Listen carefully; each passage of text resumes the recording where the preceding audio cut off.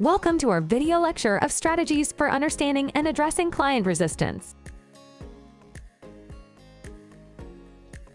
Here is what you will learn in the first section of Introduction: Understanding Learner Resistance, Signs of Resistance, the importance of strategies for understanding and addressing learner resistance in e-coaching, objectives of the lecture. Learner resistance in the context of e-coaching refers to the phenomenon where individuals being coached exhibit reluctance, opposition, or skepticism towards the learning process, coaching techniques, or changes being suggested. This resistance can manifest in various forms, including but not limited to verbal dissent, lack of engagement, passive behavior, or even outright refusal to participate in the e-coaching activities designed for their development. Emphasizing learner resistance as a natural occurrence demystifies and destigmatizes the experience for both coaches and learners. It opens up a dialogue that acknowledges the learner's feelings and concerns, making it an integral step towards building trust and rapport. More importantly, by understanding the root causes of resistance, coaches can tailor their approach to meet the learner's needs more effectively, fostering a more conducive learning environment. Navigating through resistance with empathy and support can lead to deeper self-awareness and insight for the learner. It encourages them to explore their values, beliefs, and assumptions, thereby facilitating a more profound and transformative learning experience. In this light, learner resistance is not just an obstacle to overcome, but a gateway to deeper understanding, personal growth, and lasting change. Identifying signs of resistance in learners is crucial for e-coaches and educators to address concerns effectively and adapt their approach to facilitate better learning outcomes. Resistance can manifest in various ways, ranging from subtle nonverbal cues to explicit verbal expressions or changes in behavior and engagement. Here are some common signs of resistance in learners: verbal cues, nonverbal cues, changes in engagement, behavior. The first sign is a verbal cue. Here you will learn about defensiveness, quick to defend their current knowledge or skills against new information or techniques, indicating a reluctance to change or consider alternative perspectives. Skepticism, expressing doubt about the relevance, effectiveness, or value of the learning material or coaching methods. Excuses, regularly finding reasons for not engaging with the tasks, not completing assignments, or not applying new skills, often blaming external factors. Direct opposition, openly disagreeing with the coach or educator, sometimes challenging their expertise or the validity of the information provided. The second are nonverbal cues. Here you will learn about lack of eye contact. Avoiding eye contact can indicate disinterest, discomfort, or disagreement with what is being presented. Crossed arms or closed posture. A closed posture may signal defensiveness or a closed-off attitude towards the learning material or the coach. Sighing or eye-rolling. These signs of frustration or impatience can indicate resistance to the coaching process or specific content.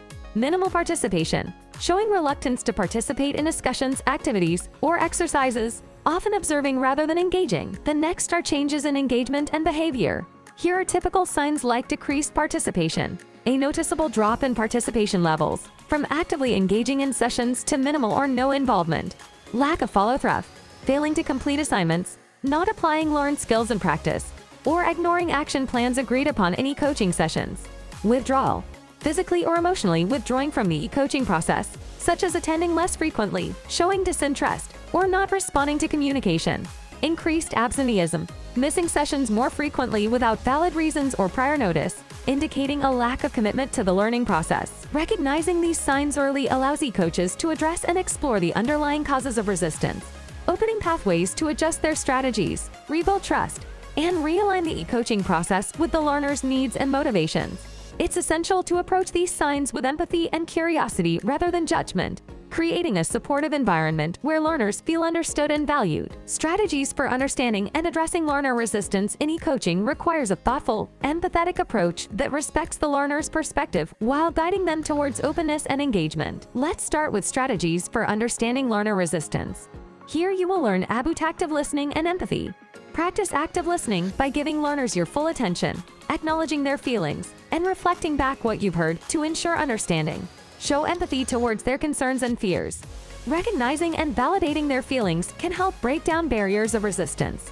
Ask open-ended questions.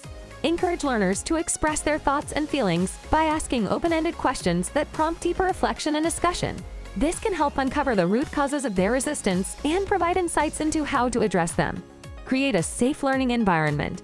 Foster an atmosphere of trust and safety where learners feel comfortable sharing their doubts and concerns without fear of judgment or reprisal.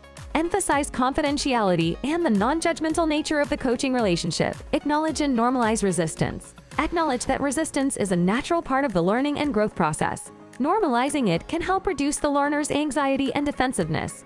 Share examples or stories of how resistance has been a stepping stone to success for others. Realistic examples of conversations between a coach and learners can illustrate how to effectively understand and navigate learner resistance. Here is an example that showcases different strategies for understanding resistance in a coaching context. Coach: I've noticed you've been a bit quiet during our last few sessions, and I wanted to check in with you. How are you feeling about our progress so far? Honestly, I'm feeling a bit overwhelmed. I'm not sure I'm making the kind of progress I should be. It sounds like you're putting a lot of pressure on yourself to meet certain expectations. It's completely normal to feel overwhelmed, especially when tackling new challenges.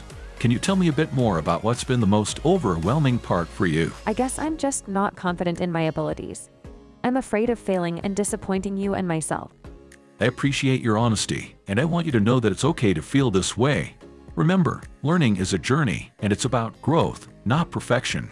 My goal is to support you through this process, no matter how long it takes. Let's explore some ways we can adjust our approach to make it feel more manageable for you. Next are strategies for addressing learner resistance. If you want to have strong strategies for addressing learner resistance, you should establish trust and rapport. Build a strong foundation of trust through consistency, reliability, and showing genuine interest in the learner's success.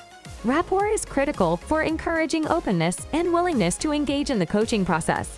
Set clear expectations and goals. Collaboratively set clear, achievable goals with the learner, ensuring they are aligned with their values and motivations.